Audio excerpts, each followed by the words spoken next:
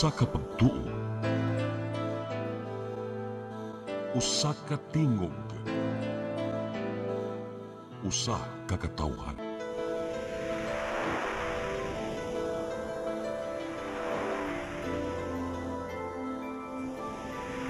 Cebu Catholic Television Network.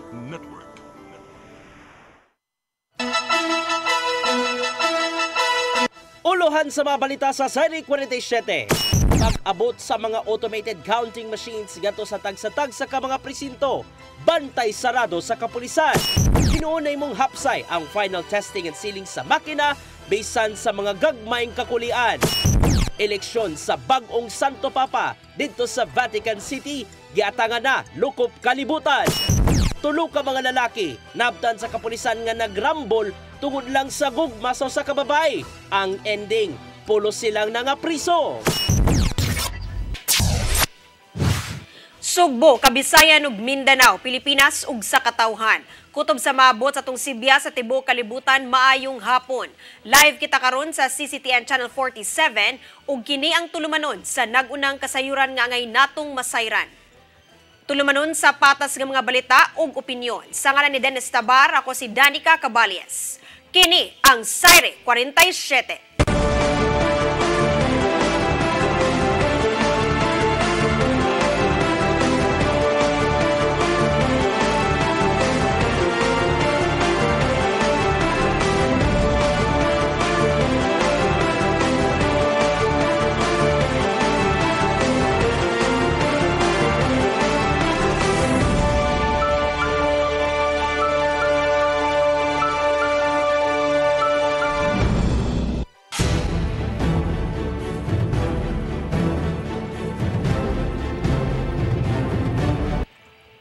Ug karon sa kompletong detalye sa mga balita. Kapulisan sa Dakbayan sa Sugbo mihulagway nga hapsayra ang paghatod sa mga automated counting machine sa 73 ka polling centers. Kapin sa 1,000 ka mga pulis andam na nga i-deploy atol sa adlaw sa national ug local election sa Mayo 12. Ang kasayuran ni hatod ni Arnold Bustamante. Gihulagway sa hepe sa Cebu City Police Office nga puso wala sila makasugat og problema sa paghatod sa mga automated counting machine kun ACM sa mga polling center sa Siri sa Sugbo nga gisugdan ganin kadlawon. Si Police Colonel Enrico Figueroa ang pangulo sa kapulisan sa Dakbayan Sugbo nangunay sa pagsusi sa mga tunghaan kung naghatag ba ang hugot nga seguridad sa mga pulis nga gitahasan nga mobantay sa mga makina gikan sa Treasurer's Office sa Cebu City Hall. Mato ni Figueroa nga neto milabang buwan pa nila gipangandaman ang eleksyon din matag semana doon himuon nga command conference coordinating meeting uban sa mga buhatan sa gobyerno aron masiguro nga hapsay hanay og malinawon ang paghatag sa seguridad sa mga kalihukan sa eleksyon. Atol sa adlaw sa piniliay mo pagkatap ang CCPO og 1,271 ka mga uniform police personnel sa mga polling centers aron masiguro nga walay mahitabong kasamo. Actually, as early as last month, nag-prepare na tayo para dito sa ating national and local election. We have so many preparations, series of conferences, coordination with other government agencies. And ito, nandito tayo ngayon, we have prepared at least 1,271 PNP personnel ng ating Cebu City Police Office ang i-deploy natin during election period. Klaro ni Figueroa nga nakaalerto na sila subay sa eleksyon apan wala usab sila mulugak sa ilang anti-criminality operations. Gani nag-umol sila og organized anti-criminality task force. Din ang ilang trabaho mao ang pagpatuman sa kahusay kalinaw sa dakbayan batok sa kriminalidad. So far, wala naman. Very peaceful tayo rito ngayon and hindi pa rin natin binababa ang ating security sa ating anti-criminality. We have organized yung ating anti-criminality task force and iba pa rin yung tumitingin dito sa ating election period na task force. Sa final testing and sealing, misaway si Figueroa sa pagbutar kung mugana ba ang mga ACM nga gipanghatod sa mga polling centers o yung suta nga epektibo og tukma gyud kini. Gani iyang gisawayan nga mikuha og baluta sa laing polling precinct o gipansa kini sa laing ACM ug wala kini giihap sa makina o giluwa kini tungod kay matud pa doon na kini talagsaon nga feature sama sa barcode nga alang lang sa usa ka makina. Ngayon nakita natin yung sample ng ating machine na very effective ito at accurate dahil at first, dun tayo sa kabilang room, nakita natin na nireject yung ating form. Dahil because yung form has its security features na hindi siya binasa doon sa kabilang machine. So lumipat tayo dito, nag-transfer tayo, na-find out natin na yung form na yun is intended for this machine. Uban yung hatod ang mga ACM sa matag classroom, sa matag tuhaan. Bantayan na kini sa mga pulis sulod sa 24 oras hangtod nga mahuman ang eleksyon sa Mayo 12. Arnold Bustamante, CCTN News. Hugot nga seguridad ipatuman sa Abilianan National High School nunod sa pagdagsa sa mga botante gikan sa Barangay Sambag 1 ug 2 sa Cebu City. Hinuon na himong hapsay ang final testing and sealing diin gisaksihan usab kini sa kapulisan. Ang kasayuran hatod ni Gian Navarro. Nahimong sayon og paspasang dagan sa final testing and sealing sa Abilianan National School ning adlawng Miyerkules. Dungan kini sa ubang mga tunghaan sa dakbayan sa Sugbo, isip kabahin sa pagpangandam sa nagkaduol nga eleksyon 2025. Sa takda nga alas 9 sa buntag, gisuwayan na sa masakop sa Electoral Board ang automated counting machine nga gi-assign sa ilang clustered precinct.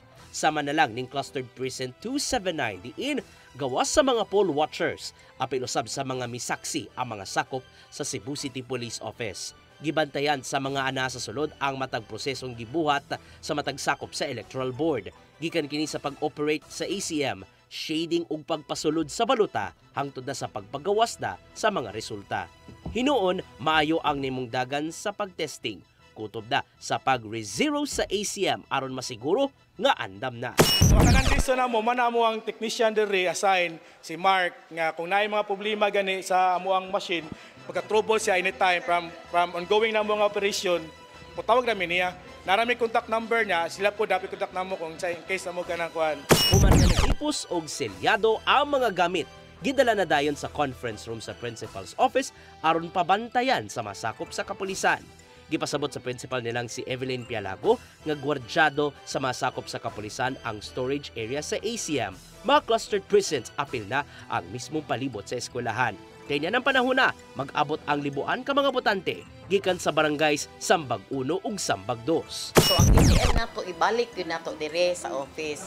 I-safeguard yun na siya so that by Monday as early as 3 o'clock magsugod na punta og ko and distribute because there is a special time for the senior citizen at 5 o'clock ang ilang voting time mo start. Sa kinatibuk-an na imong malinawan ng final testing and sealing, gawas lang sa usa ka presinto diin nakasugat o kakulian ang usa ka ACM. However, we have one clustered 271 having glitches in their machine. However, it's now being addressed by the SOTEC and ongoing ang ilang conversation on how to troubleshoot it. Sunod na palandaman sa mga magtutudlo ang setup sa palibot sa Abilianan National School karong weekend. Magpadayon ang ilang pagbantay hangtod nga mga bot ang mga baluta karong Lunes sa kadlawon aron masugda na ang pagpamutar. May pasalig hinuon ang kadagkuan sa Cebu City PNP nga may mong hapsay ang nahabiling adlaw sa dili pa ang eleksyon. Sa ginawa natin, maaga pa lang nandoon ang mga pulis natin sa City Hall to prepare for the transportation of our BCM. So lahat po ng transport natin may kasama pong PNP na mag-secure. So very organized and peaceful yung ginawa natin. Ian Navarro, CCTN News. Final testing and sealing sa automated counting machine sa syudad sa Mandaue nahimong hapsay sa kinatibuk-an. Hinon adunay problema ang ubang botante sa ipagamit nga marker. Ang kasayuran ni hatod ni Mary Rose Sagarino. Wala ray na sugatan nga dagkong kakulian ato sa pagpahigayon sa final testing and sealing sa mga automated counting machine sa nagkadayang clustered precinct sa syudad sa Mandaue. Matud ni Jacqueline Gruyan, ang election assistant sa Comelec Local Office, sa usa ka mensahe nga hapsay ra sa kinatibuk-an ang kalihukan. Ni function ra ang tanang ACM nga mao'y gamiton sa eleksyon karong Lunes. Ang mga makina gisusi sa matag presinto sa sakop sa Electoral Board. Ilang gitan-aw kung sakto ba ang pag-ihap sa mga makina, kung gibasa ba ang mga balota nga giimprinta o kung ang mga boto nga gibasa sa mga makina mitakdo ba sa manual count sa mga balota. Napo ka mga botante ang nisalmot sa testing nga gamit ang mga makina. Usa si Ninyo Handumon sa volunteer voter sa testing sa Mandaue City Central Elementary School. Hinuon aduna lang kini nasita sa ballpen nga ipagamit atol sa eleksyon. Ang atong pen nga gigamit medyo mo magbukbok ito sa kilid. Like kanang mukampat siya kung imo siyang kwaon. Nya mo to inig kuan nimo mulapas niya sa circle. So ang akong suggestion is ikuan siya sa center mura sa tuldok. Nya inana lang gyud siya dili na sa mo round o kay nay possibility mo kampat ninon siya. Na natilin siya i-count.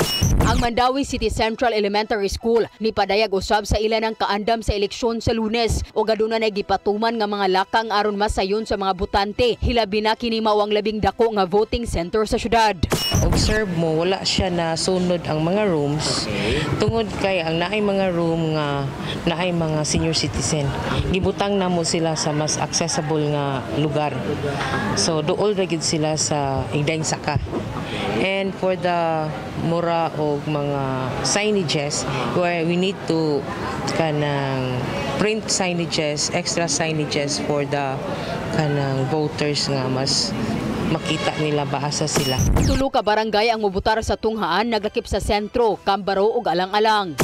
Mary Rose Sagarino, CCTN News.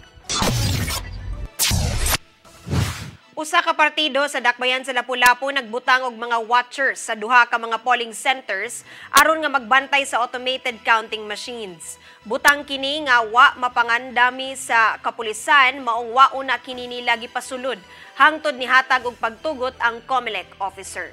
Ang kasiran ni hatod ni Crystal Joy Felerca. Kagahapong adlaw, gipanghatod na sa COMELEC Lapu-Lapu ngadto sa mga tunghaan ang mga automated counting machines nga gamiton karong Mayo 12 alang sa ipahigayon nga final testing and sealing karong adlaw. Kung diin gipangkandaduhan ang mga classrooms nga gipamutangan sa ACM ug upat ka mga pulis ang nagbantay niini. Apan kagabi, matod ni Police Lieutenant Colonel Christian Torres, ang spokesperson sa Lapu-Lapu City Police Office, nga usa ka partido ang nagpada og mga watcher aron mobantay usab sa mga ACM. Butang kini nga wa nila mapangandami. So ana mo nay wa nang ta na meetingan kay we thought nga katong watcher is during D-Day na lang ni cast vote o counting. Pero karon mo lang layo pa ba 5 days pa. Pero ang gusto sa mga kanang sa mga partido is ilan ang bantayan ng BCN. Tungod kay wa kini sa ilang guidelines, gitawagan sa kapulisan ang COMELEC officer nga si Attorney Anjanette Lamban ug hinuon ni hatag kini og pagtugot, hinungdan nga ilang gipasulod ang maong mga watcher. Dugang pa ni Lieutenant Colonel Torres nga wa usab nalatid sa Omnibus Election Code nga dili pwedeng bantayan ang mga ACM, hinungdan nga ilan lang kining gitugutan apan kinahanglan nga usa lang ka watcher matag polling center ug dili usab mo paduol sa storage room kung asa nahimutang ang mga ACM. Sumausab ni Attorney Lamban nga ang Department of Education Supervisor Official Condeso sa mong tunghaan ni sugyot nga kung mahimo mo distansya lang sa storage room og dili mo paduol sa kapulisan ang mga watcher. Sa inside yun ang watcher, tamutapad yun sila sa PNP. Ang iya lang is outside the perimeter which is makit-an ra jud ang atong room nga didto ang ECM store. O considering nga napamanggoy laing mga properties ang school which might be, we don't know what will during that period sa span ba sa night. So mura ang iya na pwede man nga mag-watch mo but outside the perimeter. Sa nadawat nga taho sa kapulisan, duha ka tunghaan ang gustong butangan og watcher sa maong partido. Apan sa nadawat nga taho sa buhatan sa COMELEC, usara ka polling center. Kaganihang alauna sa hapon, gipahigayo na ang final testing and sealing sa 38 ka mga polling center sa Dakbayan sa Lapu-Lapu. Samtang sa laing bahin, nadawat na usab kagahapong adlaw sa Lapu-Lapu City Treasurer's Office ang 302 ka bundle sa official ballots para sa 302 ka mga clustered precincts ug 3 ka boxes nga indelible stain ink. Ang official ballots gibutang kini sa session hall, gisilyuhan o gibantayan sa kapulisan. Ugmang adlaw sa alauna sa hapon, mopahigayon og verification sa mga ballot ID ang Treasurer's Office sulod sa session hall. Crystal Joy Felerca, CCTN News. Miduso ang task force baklas sa Commission on Elections og disqualification case ngadto sa 24 ka mga lokal nga kandidato. Apil sa mga gipangkasuhan mao si Cebu City Vice Mayoralty candidate Joey Daluz tungod sa giingong wala pagsunod sa protocols ug saktong pagplastar sa campaign materials. Suma pa ni COMELEC Chairman George Erwin Garcia nga nagmagahi ang maong mga kandidato sa ilang hangyo nga tangtangon ang mga illegal nilang campaign materials. materials. Maong gipaningkamutan silang buhatan nga mapaspasan ang pagduso sa order aron mapugngan ang proklamasyon kung makadaog man ang maong kandidato. Gikabot pa sa mga tigbalita ning kasamtangan nga habig ni Daluz aron usab pagdepensa. Kapulisan sa Dakbayan sa Sugbo miumol og 6 ka team nga tahasan sa pagpatuman sa Oplan kontra Bigay. Sila ang moresponde kung adunay report labot sa vote buying sa usa ka dapit pinasikad sa balaod. Ang kasayuran ni hatod ni Arnold Bustamante. Nag-umol ang kapulisan sa Dakbayan Sugbog team alang sa Oplan kontra Bigay nga tahasan nga moresponde kung magkadawat o report nga nakita ang pagpabalit og boto ning nakaroon na ang national ug local election sa Mayo 12. Bato ni Police Colonel Enrico Figueroa, hepe sa kapulisan sa Dakbayan Sugbo, nga ang Oplan kontra Bigay programa kini sa Philippine National Police ubos sa guidance ni Police Brigadier General Rodrigo Maranan, ang hepe sa Police Regional Office 7 aron pagpugong sa pinalitay sa boto atol sa eleksyon. Kung dunay tawag sa buhatan sa kapulisan nga dunay nagpadayon nga pinalitay sa boto, moresponde ang mga pulis kasakop sa giumol nga team aron mohimog verification ug kung masuta nga tinuod ila kining dakpon. Yes, that is the element ko yan na ating vote buying yung sumanggap at saka yung nagbigan. Karon ni Figueroa nga kung masuta nga dunay nahitabong hinatagay og kwarta bugti sa pagbotar sa kandidato niini, dakpo nila ang mamalit og boto lakip na ang nidawat sa kwarta ug kasamtangan nila kini nga ikusturya ila kini giduso sa Commission on Election alang na sa pagpasakag kaso ngadto sa korte aron mahunong na ang vote buying. Yes, of course, we will still abide with the existing law, no? Yung RA 11104, which is nakalagay doon is to, una, ibabalidate natin. Hindi naman po, pinireport nila, we will conduct operation agad. So we will conduct surveillance, validation, then if the information is correct or true, validated, we will conduct operation. Nawagan kapulisan sa publiko nga mo report sa ilang PNP hotline aron mahatagan nila ug dinalian nga pagtagad ang mohimo sa pagpapalit og boto. Sa pagkakaroon doon na nadawat ng impormasyon ng kapulisan nga naanay nakadawat og kwarta gikan sa usa ka kandidato apan ila pa kining ipaubos sa validation ug ipaabot nga moreklamo sa mga buhatan sa kapulisan. Arnold Bustamante, CCTV News. Musunod, eleksyon sa bag-ong Santo Papa, giatangan na karon lukop kalibutan. Kanauguman pa mga balita sa magbalik sa Sayri 47.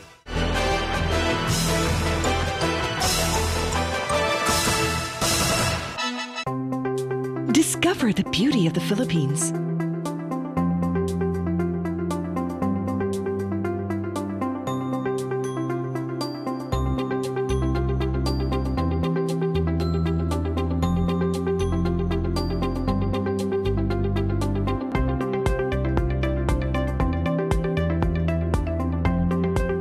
With Philippine Airlines, the country's flag carrier.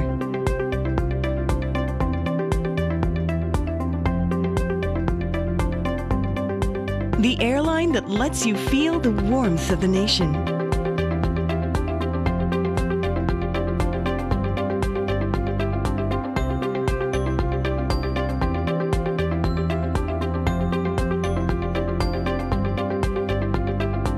Mabuhay!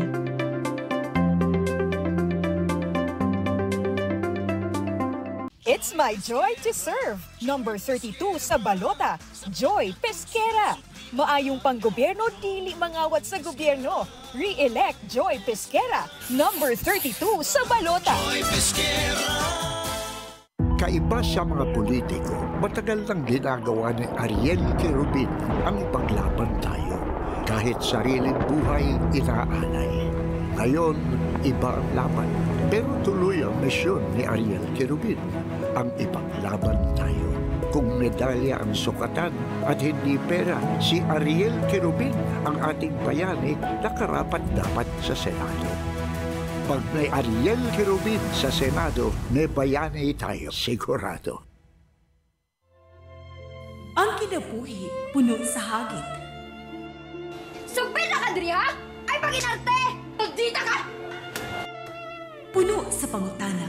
Bata pa gani ka kayo? Nagpuyab-uyab na ka? Kinsa man ang muhaman sa gitin nato din ay karon ha, kinsa! Kung sibuti mo'y pasabot, Daddy. Puno sa luha. Kagpili pa, ako nga imong anak o kanay imong mga babae. Kasuko! Yung nananado pa. Kaluoy ka ni Papa. Apan bisan mangit-ngit pa ang imong kalibutan, aduna pa'y nagpahiping kahayag. Aduna ka pa'y kasumbungan.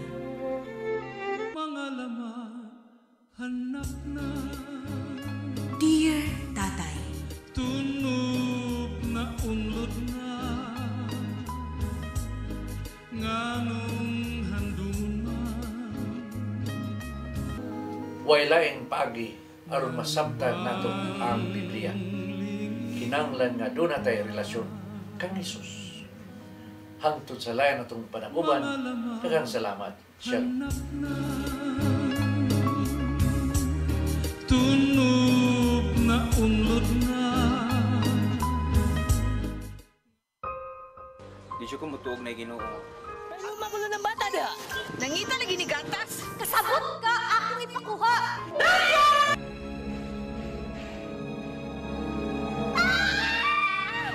Ug naa sa unang Timoteo 3:15 nga ang iglesia sa buhi nga Dios mao iyang panimalay ug mao ang haligi ug sukaranan sa kamatuoran. Mayo! Kasi tayo! May hatag lang unta kong gatas para sa inyong anak. Basin kadahong ka nga ikaw ang gwapa sa tibuok kalibutan. Unsay reparation, Monsignor? Buhi kag laing bata aron mabayran ang imuhang nahimo nga dakong kasalanan.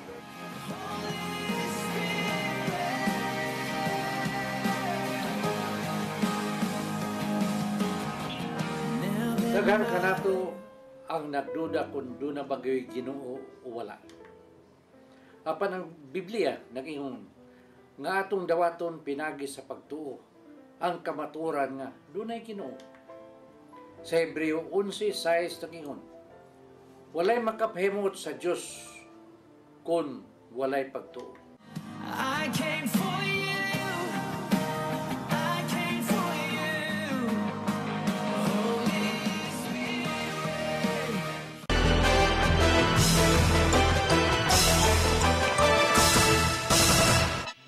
Balik sa atong mga balita, gibantayan na sa tibuok kalibutan ang proseso sa pagpili sa bagong Santo Papa nga mao ang conclave. Miauhag di Cebu Archbishop Jose Palma sa mga Katoliko nga iampo ang pagkamalinawon sa labing sagradong matang sa eleksyon. Ang kasayuran ni hato ni Gian Navarro.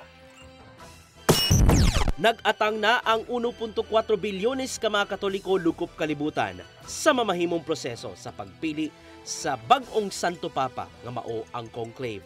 Nag-abot na ang 133 ka mga kardinal nga nasa 80 anyos ang pangidaron paubos sa St. Peter's Basilica aron ipaagi sa Santos nga misa ang pag-ampo alang sa pagkabot sa labing mahinungdanong desisyon. Sa gipaambit nga mga hulagway gikan sa Vatican Media, nakaandam na ang Sistine Chapel diin mamutar ang mga kardinal sa ilang piliunong bag-ong Santo Papa. Kinahanglang makakuha og 2/3 sa mga boto ang usa ka kardinal. Una pa niya dawaton ang dakong responsibilidad. Una pa siya ipaila sa publiko. Kinahanglang mo bisita sa Room of Tears ang napiliang kardinal aron iyang iampo og ihilak ang iyang gibating. Nakaandam na usab ang maong lawak ang sinina sa bag-ong Santo Papa. Una pa hingpit nga ipaila lukop kalibutan. Sa wala pa ang mismong conclave, usa lang ang gipanalangin sa mga kardinal sa di pa tubangon ang dakong trabahoon. Kini mao ang pagpahunong na sa gira sa Middle East ug Ukraine ug sugdan ang mga panagsabot aron mapalungtad pa ang kalibutan ong kalinaw. Nuunot niini, giawhag ni Cebu Archbishop Jose Palma ang mga Katoliko nga iampo ang entero proseso sa conclave. Pinagi sa hugot nga pangamuyo ngadto sa Ginoo. Makabot ang pagkamalinaw nini diin ang Espiritu Santo mo'y mag-igo sa mamahimong hukom gikan sa kardinal. Ang Espiritu Santo sama sa natabo ika-266 na Papa, si Papa Francisco, no? Sama sa natabo naglabay nga mga conclave, no? Ang Espiritu Santo nga mao ang naga-inspire, nagalihok no sa maong buluhaton. Padayon gihapon nga magdala sa kung sa may plano sa Ginoo alang sa atong simbahan. Tuhalang ang bantayan sa katawhan ubos sa conclave process. Kung itom ang aso gikan sa atop sa Sistine Chapel, nagpasabot kining wala pay napilian ang mga kardinal uban ang Espiritu Santo. Apan kumuputi na ang aso, anana ang labing giatangang balita nga mao ang pagdeklara na sa ika-267 nga Santo Papa sa Simbahang Romano Katoliko. Gian Navarro, CCTN News. Pag-apelar sa kampo ni kanhi Presidente Duterte nga dili ilakip sa ruling ang duha ka mga huwes gibasura sa International Criminal Court. Samtang giduso na ngadto sa pre-trial chamber ang gatusan ka mga ebidensya bahin sa dugoong drug war campaign sa kanhi opisyal. Ang kasayuran ni hatod pagbalik ni Gian Navarro. Gibasura sa International Criminal Court ang nimong apelasyon sa kampo ni kanhi Presidente Rodrigo Duterte nga di ilakip kon i-excuse sa ruling sa tribunal ang duha ka mga sakop sa husgado alang kini sa giatubag niyang kasong crimes against humanity tungod sa dugong kampanya batok ginadiling drugas kaniadto. Giduso sa defense team nitong Mayo 1 ang jurisdiction sa tribunal ngadto sa Pilipinas din ila kining gikwestiyon. Sa susamang adlaw, naninguha ang maong kampo nga ipadaplin sa paghukom ang mga judges nga silang Reine Adelaide Sophie Alap ni Gansuo o Maria del Socorro Flores Liera tungod sa giingong pagpandapig. Apan, nakita sa pre-trial chamber nga kuwang sa procedural property ang maong pag-apelar. Matud sa giluwatang desisyon nato Mayo 6, ang huwes lang mo itugutang mo padaplin kung excusan ngadto sa ICC presidency. Subay nini, ang prosecution team mipadangat na sa 139 ka mga ebidensya ngadto sa ICC aron tun-an ang kasong giatubang sa kanhi presidente. Suma pa sa dokumento gikan sa ICC nitong Mayo 5, gihatag ni Prosecutor Karim Khan ang maong mga ebidensya ngadto sa pre-trial chamber. Gilangkuban kini sa mga contextual elements, modes of liability o uban pang makapamatuod sa pagkaduguon sa kampanya batok drugas ato sa pagkamayor ni Duterte. Apan bisan pa man sa nimong kalambuan sa kaso, napaglantawan sa anak nga si Vice Presidente Sara Duterte nga adunay mga maayong abogado nga modumala sa maong kaso. Giulagway niya nga di mahuman ang mga pagpang-atake ngadto sa ilaha hangtod nga mapriso o di bakaha mamatay. Gian Navarro, CCTN News. Gibalik sa Department of Transportation ang consolidation sa mga pampublikong sakyanan ubos sa Public Transport Modernization Program. Tungod ni ini, abli na ang application alang sa mga public utility vehicles nga adunay prangkisa nga mo-apply aron pahimusla ng maong programa. Pirmado ni Transportation Secretary Vince Dizon ang administrative order aron hatagan og lugway ang ubang mga PUV nga magpa-consolidate na. Tingwa sa maong lakang ang pagbalhin ngadto na sa modernong matang sa transportasyon pinaagi sa pagpaubos sa kooperatiba. Ana-ana sa 86% sa mga PUV ang nagpa-consolidate na lukop nasod aron mapaymuslan ang modernization program sa gobyerno.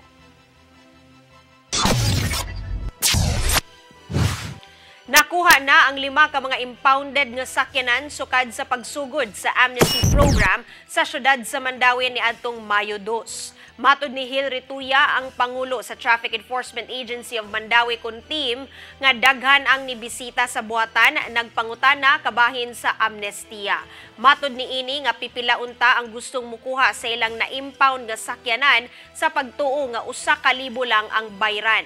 Gipasabot ni Rituya nga ang 1,000 alang lang sa storage fee o kinahanglan gyapon bayran ang traffic violation. Gitingwa sa team nga katunga sa kapin 1,000 sa impounded nga sakyanan ang maklaim paghuman sa 3 ka buwan nga amnesty hangtod Hulyo 31.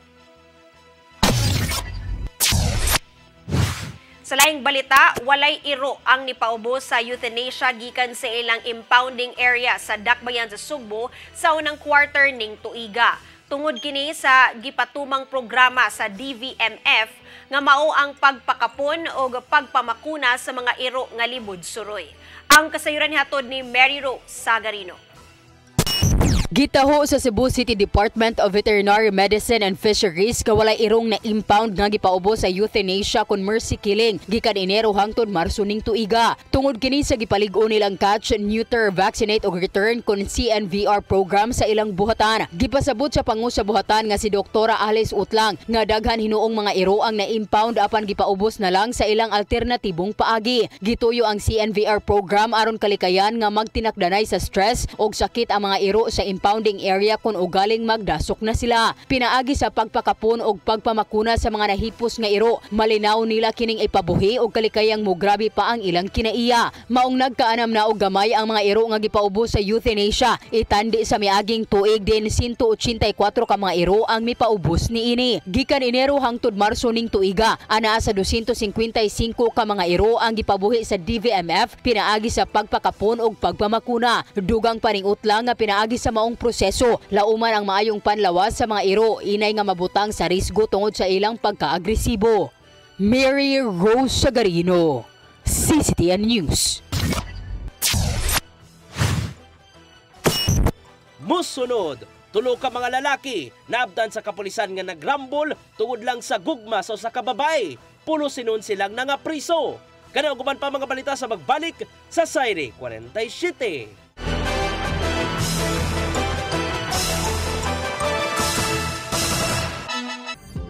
Ito ang programa kung saan magko-collaborate ang ating mga ozone doctors para ibahagi ang kanilang kaalamang medikal. I believe with all my heart that the Lord is allowing us to understand that He's the one who are extending this life and we have to really take care of our body. Yes. Matag episode, among ipaambit ninyo ang mga healing testimonies. Everyday pagising mo, iisip ko kung ilang taon na lang yung katagal ko, yung ganun. This is your path to a new start. OzoneMed Wellness Clinic New Start. Mapapanood every Saturday 8 to 9 a.m. Og ang replay airing matag Miyerkules 1:00 hangtod 2:00 sa hapon. Dinhi lang sa CCTN Channel 47. It's my joy to serve. Number 32 sa Balota, Joy Pesquera. Maayong panggobyerno, dili mangawat sa gobyerno. Re-elect Joy Pesquera. Number 32 sa Balota. Joy Pesquera.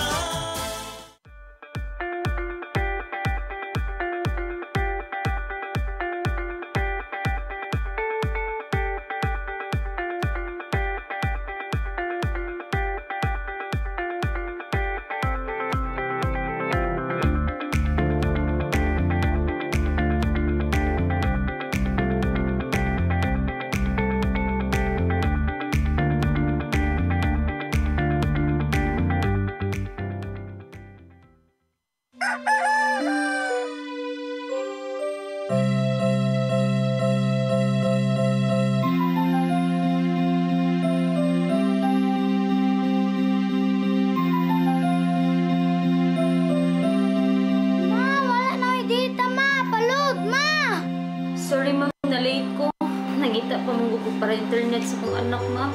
Ay, wala na yung problema. Pag Sinisibu! Sinisibu, Sinisibu. For your internet connection. And for the signal of your cable TV.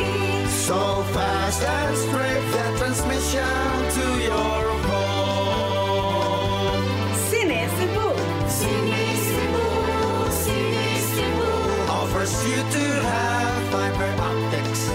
For your viewing experience, perfect and clear so far. So great and affordable for you to enjoy. Sinisibu. Sinisibu Television Network Incorporated offers fiber to the home broadband internet bundled with fiber to the home cable TV connection. Sinisibu Television Network Incorporated with its operation in Metro Cebu and the whole province of Cebu soon. And affordable for you to enjoy. Sinisibu.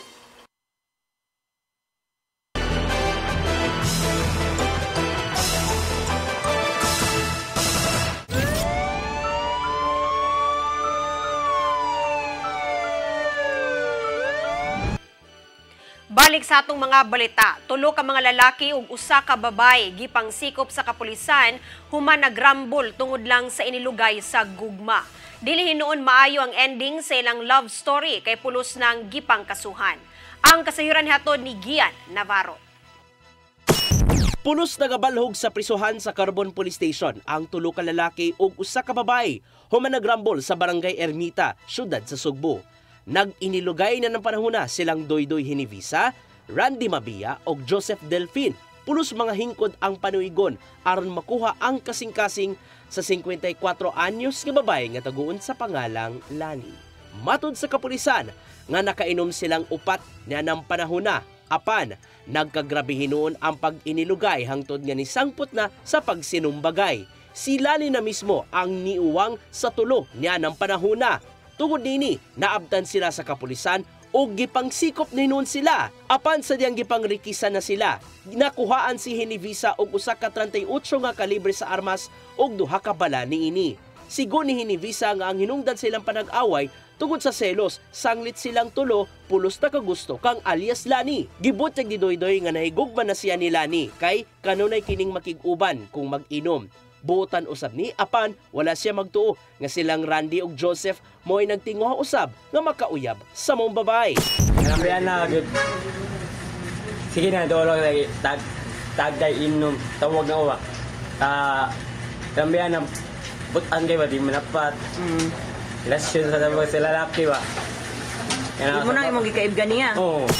Ang ending, puro silang nangapakyas. Human sila gikasuhan og alarm and scandal.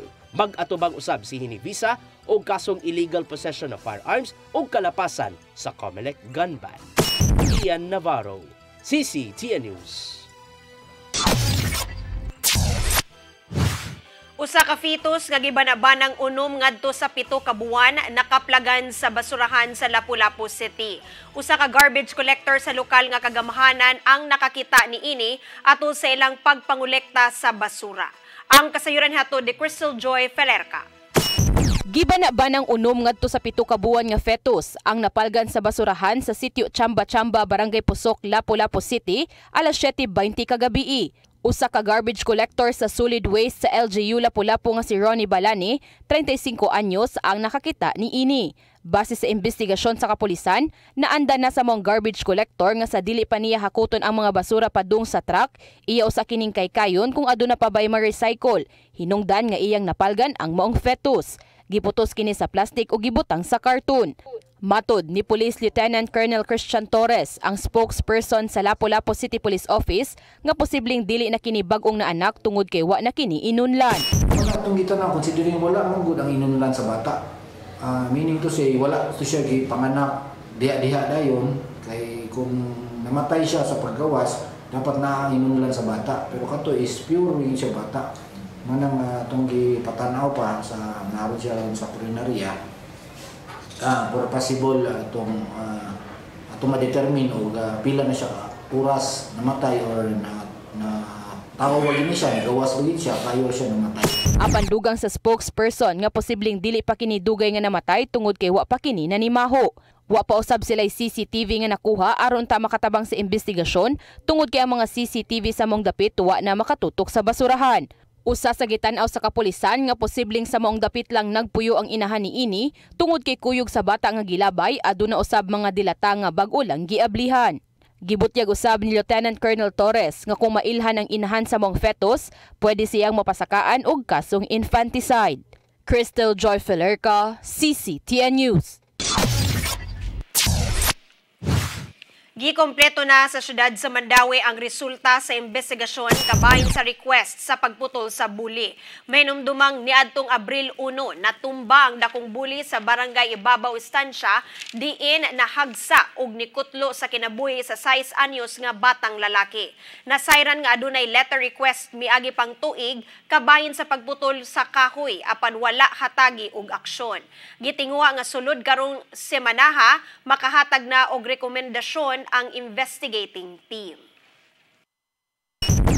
Karon nagdraft na sila sa ilahang final report but napinalan sila yung sa kauban nga nakalib, so mo submit sila kay sila maging tulo mo pirma. So once we have all the facts na the city legal who will decide kung mo file na og administrative case or criminal negligence.